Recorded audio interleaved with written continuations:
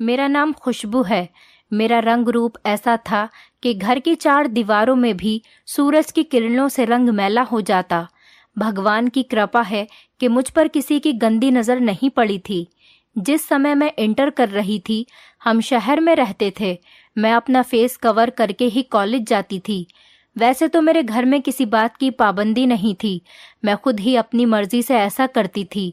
मेरी दोस्तें भी अक्सर मेरे घर आती जाती रहती थीं और मैं भी उनके यहाँ पर चली जाया करती थी। मेरे माता पिता ने मुझे ज़्यादा आज़ादी तो नहीं दी थी, लेकिन मेरे ऊपर ज़्यादा रोक टोक भी नहीं लगाते थे। हमारे यहाँ लड़कियाँ अकेले बाजार नहीं जा सकती थीं। मेरे पिताजी जॉब करते थे और मेरी माँ घर में बच्चों को ट्यूशन पढ़ाया करती थी। क्योंकि हम एक छोटे से शहर में रहते थे, इसीलिए हमारे शहर में कोई गर्ल्स कॉलेज नहीं था। इसी वजह से इंटर के बाद मैं अपने घर पर ही बैठ गई। मुझे इस तरीके से घर पर रहने से घुटन महसूस हो रही थी। मैं चाहती थी कि मैं अपनी आगे की पढ़ाई करूं, लेकिन मैं पढ़ नहीं सकती थी। लेकिन मैंने अपने पिताजी से जिद कर करके प्राइवेट फॉर्म भर दिया और फिर बीए कर लिया। मैं चाहती थी कि मैं आगे और ज़्यादा पढ़ूं, लेकिन ऐसा मुमकिन नहीं था। इसीलिए मैंने सोचा घर बैठने से बेहतर है क्यों ना मैं किसी स्कूल में टीचर की जॉब ही कर लूं। लेकिन इस मामूली जॉब के लिए भी किसी बड़े आदमी की सिफारिश की ज़रूरत थी। मैंने अपने पिता से इस बारे में बात की तो वो मान गए और कहने लगे कि ठीक है, मैं चौधरी साहब से बात करता हूँ। वो हमारे इलाके के एक बहुत बड़े जमींदार थे। यहाँ पर उनकी बहुत ज़्यादा चलती थी। वो पॉलिटिक्स में भी थे और यहाँ पर किसी की भी जॉब के लिए उनका आशीर्वाद लेना ज़रूरी था। मेरी माँ ने कुछ समय चौधरी साहब के छोटे भाई को ट्यूशन पढ़ाई थी। इसी वजह से वो हम लोगों को बहुत अच्छे से जानते थे और हमारी बहुत इज्जत भी करते थे। पिताजी को पता था कि वो हमारी ज़रूर मदद करेंगे और मुझे जॉब मिल जाएगी। आज भी मुझे वो दिन याद है जब मैं पहली बार चौधरी साहब के घर पर गई थी। तो मैंने एक चादर से अपना फेस कवर कर रखा था। सिर्फ मेरी आंखें ही दिख रही थी और मैं उनके आलीशान घर को बहुत हैरत से देख रही थी। उनका घर किसी महल से कम नहीं था। उनका घर बहुत खूबसूरत बना हुआ था। नौकरों की तो उनके घर में रेल पेल थी और वो किसी रोबोट की तरह इधर से उधर जल्दी जल्दी काम कर रहे थे। लेकिन अजीब बात मुझे ये लगी कि उनके घर में कोई औरत मुझे नज़र नहीं आई। फिर उनके घर की एक नौकरानी ने हमें एक कमरे में बिठा दिया। थोड़ी देर बाद चौधरी साहब आ गए। उनको देखकर तो मैं हैरान रह गई, क्योंकि वो बहुत ज़्यादा हैंडसम दिख रहे थे। उनको देखने से ही पता चलता था कि इलाके में उनका कितना रोब होगा। उनकी पर्सनैलिटी ही ऐसी थी। वो कोई ज़्यादा उम्र के आदमी नहीं थे, वो एक सेहतमंद आदमी थे। उनके चेहरे से सुर्खी छलक रही थी। उनके कपड़े भी बहुत अच्छे थे। जैसे ही वो कमरे में आए, पूरा कमरा खुशबू से महक गया और ये खुशबू उनके अंदर से आ रही थी। ये ऐसा समय था जिसने पहली नज़र में ही मुझे उनका दीवाना बना दिया था। मैंने अपना फेस नहीं खोला। मैं बहुत गौर से उस शहजादे को देख रही थी जिनको सब लोग यहाँ चौधरी साहब कहते थे। उन्होंने सिर्फ एक बार ही नज़र भरकर मुझे देखा था और मेरे पिताजी से नौकरी की सिफारिश ले ली। मैंने अपना चेहरा छुपाया हुआ था। उन्होंने पिताजी से कहा कि आप बेफिक्र रहें, आपकी बेटी को ये नौकरी मिल जाएगी। वो हमारे पास 5 मिनट ही बैठे और फिर चले गए। इतने कम समय में ही उनका नौकर हमारे पास चाय की ट्रे लेकर आ गया। उसने वो चाय की ट्रे हमारे आगे रख दी और उस ट्रे में चाय के साथ साथ नमकीन, केक, बिस्किट, काफ़ी हल्की फुल्की चीज़ें भी थी। हमने वहाँ सिर्फ चाय पी और पिताजी ने नौकर से कहा कि हम चलते हैं। वो हमारे साथ घर के गेट तक आया और फिर एक ड्राइवर से कहने लगा कि इन मेहमानों को इनके घर तक पहुँचा दो। जाते समय शायद चौधरी साहब भी हमारे लिए गाड़ी का इंतज़ाम करके गए थे। शायद उनका मेहमान नवाजी करने का यही तरीका था। उस दिन मैं चौधरी साहब से इतनी इम्प्रेस हुई कि मैं बता नहीं सकती थी। सबसे ज़्यादा खुशी मुझे इस बात की हो रही थी, उन्होंने मेरी जॉब के लिए हामी भर दी थी। कुछ दिन बाद मेरे पिताजी ने बताया कि चौधरी साहब ने बुलाया है, तुम्हारी नौकरी पक्की हो गई है। उनके घर के पास जो गर्ल्स स्कूल है, चौधरी साहब ने अपनी एक ज़मीन सरकार को दे दी है। इंसानियत के नाते उसमें एक स्कूल बना दिया गया था वहाँ एक लेडी टीचर की जगह खाली थी। वहाँ उन्होंने तुम्हारी नौकरी की बात कर ली है। इतनी जल्दी अपनी नौकरी की खुशखबरी सुनकर मैं तो फूली नहीं समा रही थी। अब मुझे पता चल गया था कि सच में चौधरी साहब की कितनी बात है। लोग उनकी तारीफ ऐसे ही नहीं करते, वो सब लोगों की मदद करते हैं। इसके बाद जॉब मिलते ही मैं स्कूल में पढ़ाने चली गई। हमारे शहर से ये स्कूल 20 किलोमीटर दूर था। एक बस लगी हुई थी जो सुबह को सारे टीचर्स और बच्चों को स्कूल में लेकर जाती और छुट्टी के समय वापस घर छोड़कर जाती थी। मैं भी इसी बस से आती जाती थी और वो बस भी चौधरी साहब ने ही लगवा रखी थी। मेरे पिता एक बहुत शरीफ इंसान थे और वो बहुत ईमानदारी से काम करते थे, इसीलिए सब लोग उनकी बहुत ज़्यादा इज्जत करते थे। जब मैंने स्कूल में पढ़ाना शुरू किया तो किसी ने इस बात पर कोई एतराज़ नहीं किया। एक दिन जब हमारी सारी टीचर्स रोड पर खड़े होकर अपनी बस का वेट कर रहे थे तो एक हवा का झोंका आया और मेरे चेहरे से नकाब उड़ गया। इत्तेफाक से उसी समय चौधरी साहब भी वहां से निकलकर कहीं जा रहे थे और उन्होंने मेरा चेहरा देख लिया। अगले ही दिन चौधरी साहब हमारे घर पर आ गए और मेरे पिता से मेरा हाथ मांगने लगे।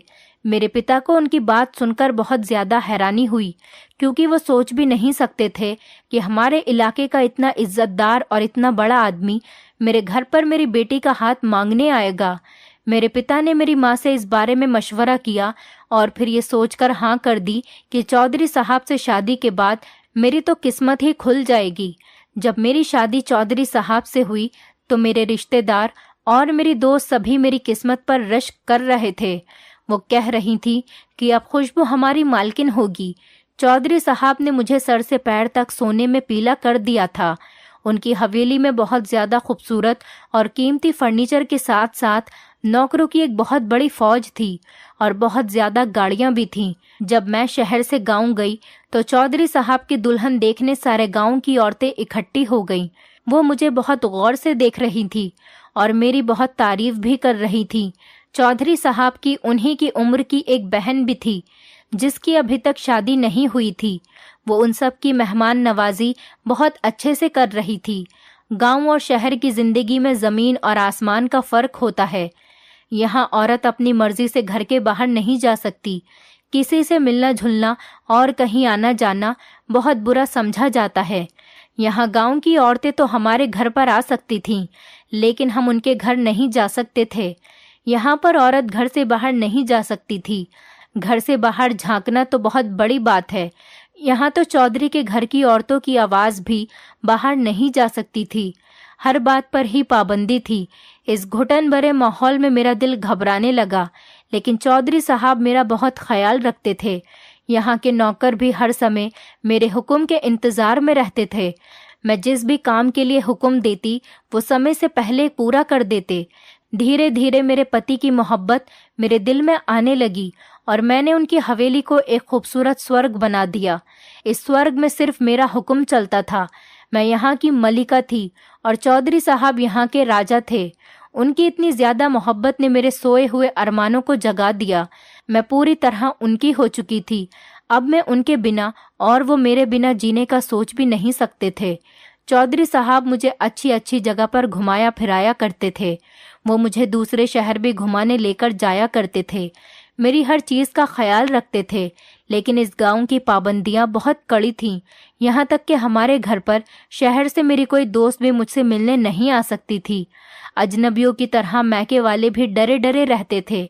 बस थोड़ी देर के लिए ही मुझसे मिलने आते और जब मैं कहती कि मुझे अपने माता पिता से मिलना है तो 6 महीने बाद चौधरी साहब गाड़ी पर पर्दे लगवाकर गाड़ी खुद ड्राइव करके मुझे ले जाते। मैं अपने माता पिता के घर कुछ ही देर बैठती और वापस आ जाती।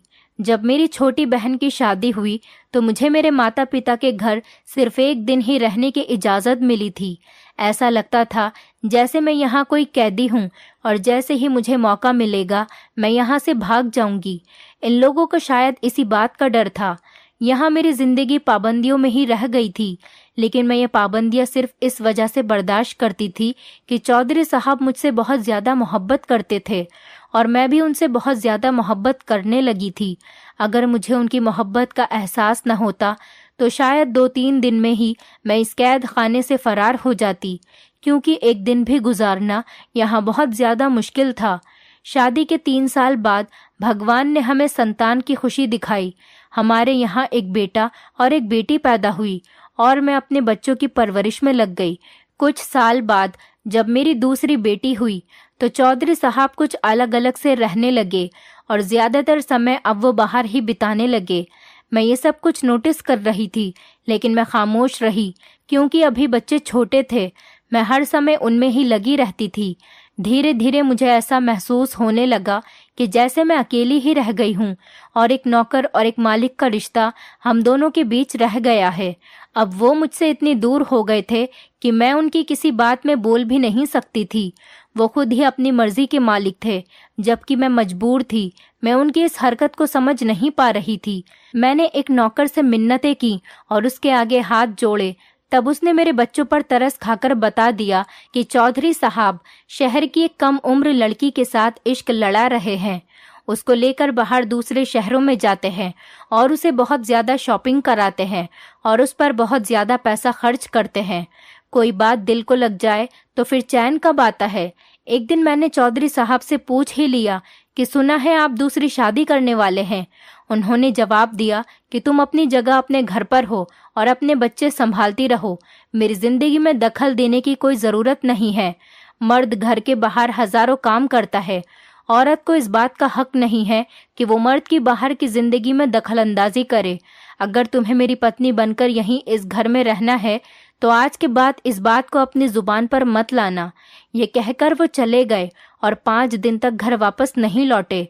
और अब तो हद ही हो गई थी कि वो अपनी दूसरी शादी की तैयारी कर रहे थे और मैं उनसे कुछ कह भी नहीं सकती थी। मैं अपने कमरे में छुपकर रोती रहती, लेकिन आखिर कब तक मैं ऐसे घुट घुट कर जीती रहती। एक दिन मैंने हिम्मत करके कह दिया, चौधरी साहब अगर मैं आपके दिल से उतर गई हूँ तो मुझे मेरे पिता के घर छोड़ आइए, फिर आप दूसरी शादी कर लेना। मैं आपसे कोई शिकायत नहीं करूँगी।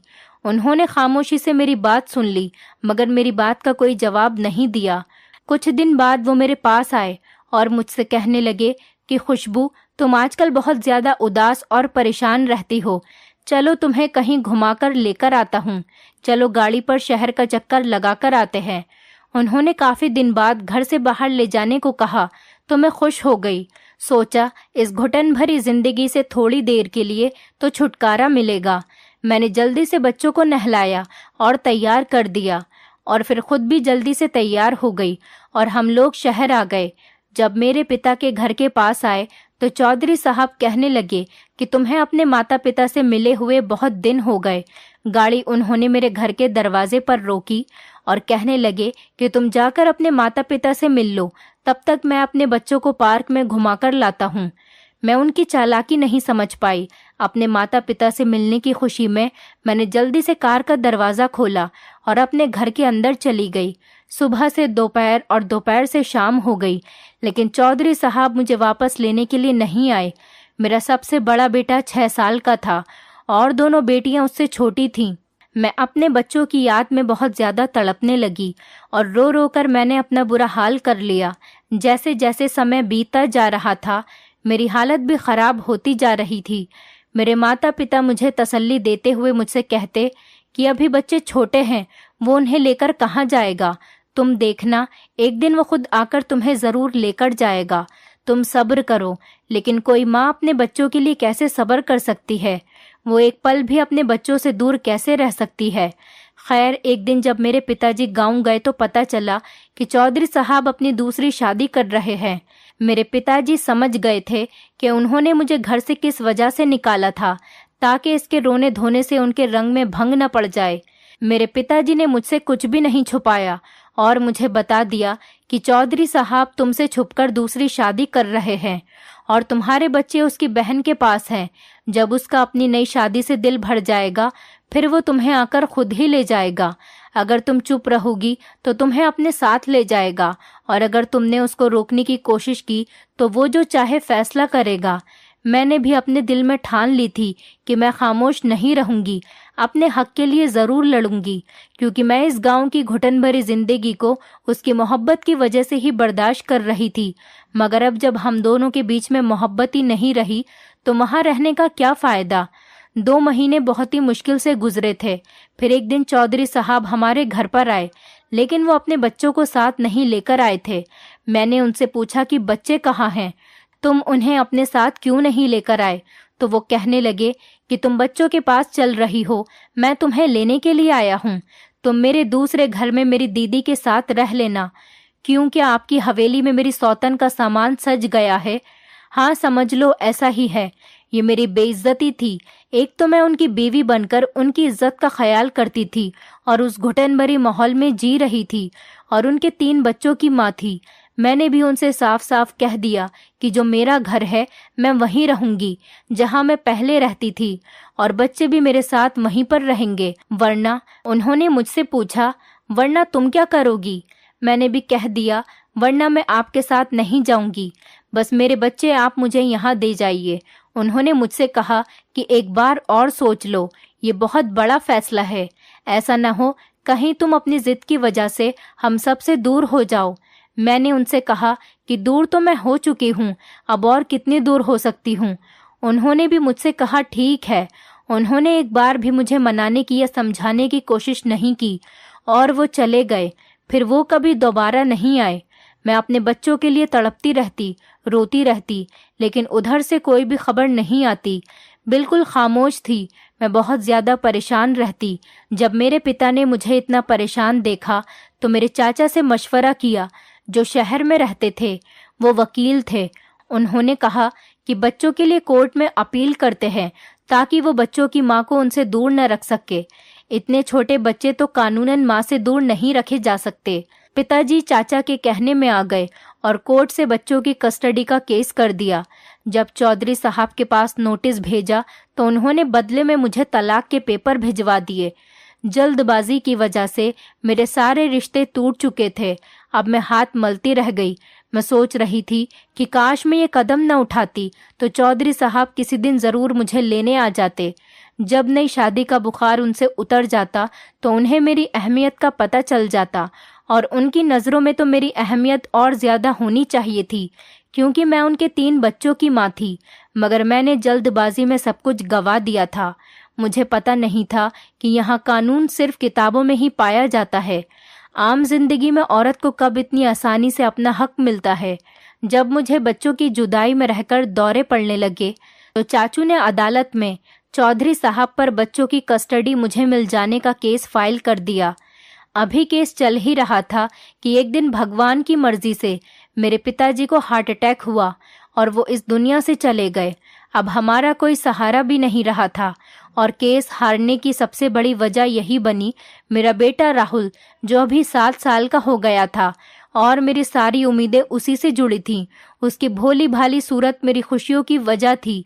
मैं उसे कैसे भूल जाती। उस दिन मेरे ऊपर कयामत टूट पड़ी जब अदालत ने फैसला किया कि चौधरी साहब अपने बेटे राहुल को रखने का ज्यादा हकदार है। फैसले में ये वजह बताई गई कि राहुल की मां की जिम्मेदारी उठाने वाले उसके बाप का देहांत हो चुका है और उसके घर में कोई दूसरा आदमी कमाने वाला नहीं है। उसकी मां की भी डिवोर्स हो चुकी है और वो कोई नौकरी भी नहीं करती, जबकि बच्चों का बाप एक खुशहाल जमींदार और इज्जतदार और अमीर आदमी है। समाज में उसकी बहुत इज्जत है। वो अपने बेटे की परवरिश बहुत अच्छे से कर सकता है। इसके अलावा वो अपनी हैसियत की वजह से उसको पढ़ाई लिखाई भी अच्छी जगह करवा सकता है। तो बाप के पास बेटे का फ्यूचर अच्छा रहेगा, और इनकी माँ बच्चों को गरीबी के अलावा और कुछ नहीं दे सकती। अगर बच्चियां चाहें तो कुछ दिनों के लिए अपनी माँ के पास रह सकती है। इस समय में उनका बाप को उनका खर्चा देना पड़ेगा। मुझे अपने बेटे राहुल की जुदाई बर्दाश्त नहीं थी। मैंने अपने चाचा से कहा कि जब तक राहुल मेरे पास नहीं आएगा मैं बच्चियों को नहीं लूंगी। आप कुछ करें, मुझे राहुल चाहिए। अभी फैसले की सिर्फ कॉपी ही मिली थी और जज साहब ने अपना आखिरी फैसला नहीं सुनाया था। एक दिन चौधरी साहब की गाड़ी हमारे दरवाजे पर आकर रुकी और वो गाड़ी में बैठे रहे, जबकि उनकी एक नौकरानी मेरी दोनों बेटियों को घर के अंदर लेकर आई और अब कहने लगी कि मालकिन, आपकी बच्चियों को मैं आपको देने आई हूँ। मैंने पूछा, चौधरी साहब कहाँ हैं? तो वो कहने लगी कि वो गाड़ी में बैठे हैं। और राहुल, मेरे इस सवाल का उस नौकरानी ने कोई जवाब नहीं दिया।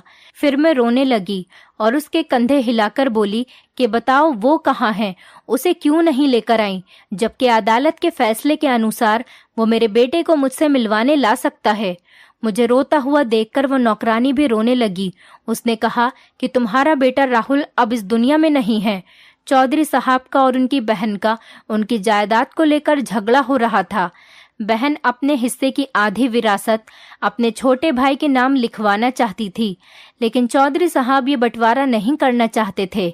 इसी झगड़े की वजह से वो बच्चों को उनकी बुआ के घर से लेकर आ गए थे और सौतेली माँ के पास रख दिया, लेकिन उनकी सौतेली माँ ने उनका ख्याल नहीं रखा।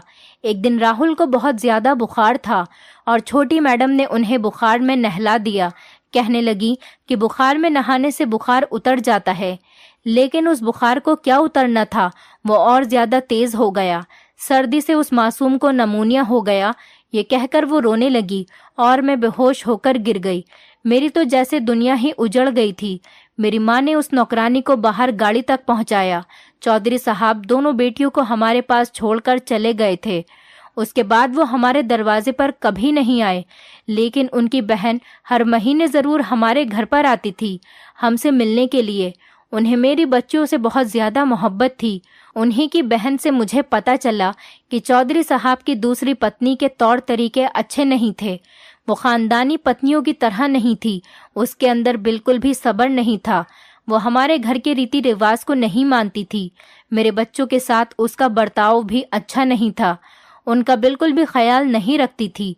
चौधरी साहब उससे बहुत ज्यादा नाराज रहने लगे और जब राहुल का देहांत हो गया तो उन्होंने उसी को इसका जिम्मेदार ठहराया और दूसरी पत्नी को तलाक दे दी।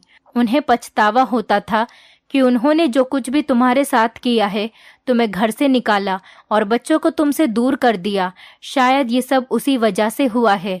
मैं बदनसीब अपने भगवान से पूछती थी कि आखिर मेरा क्या कसूर था कि मैं अपने बेटे को आखिरी बार भी नहीं देख सकी।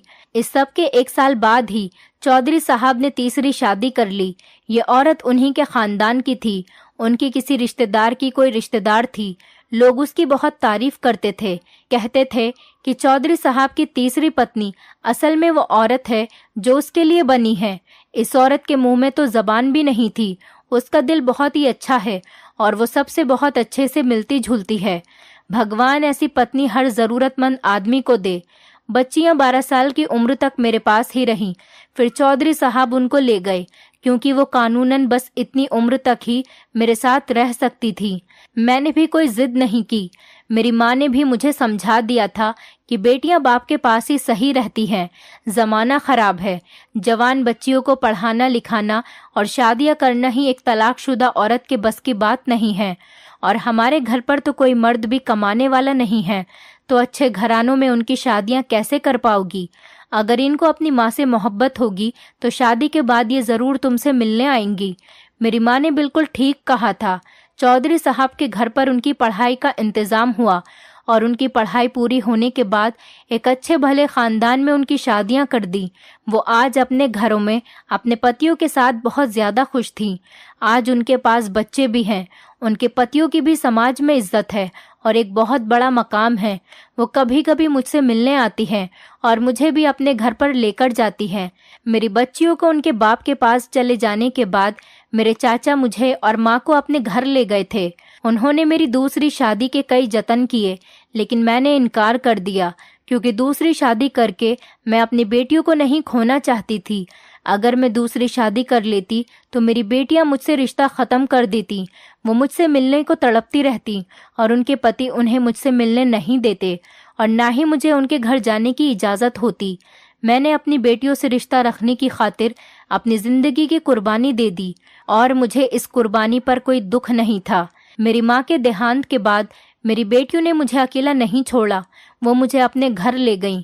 मेरी दोनों बेटियों के पति भी बहुत अच्छे थे और मेरी बहुत इज्जत करते थे। दोनों की शादी एक ही घर में हुई थी। ये देवरानी और जेठानी के रिश्ते में बनी हुई थी। उनके ससुराल वाले भी मेरी बहुत इज्जत करते थे।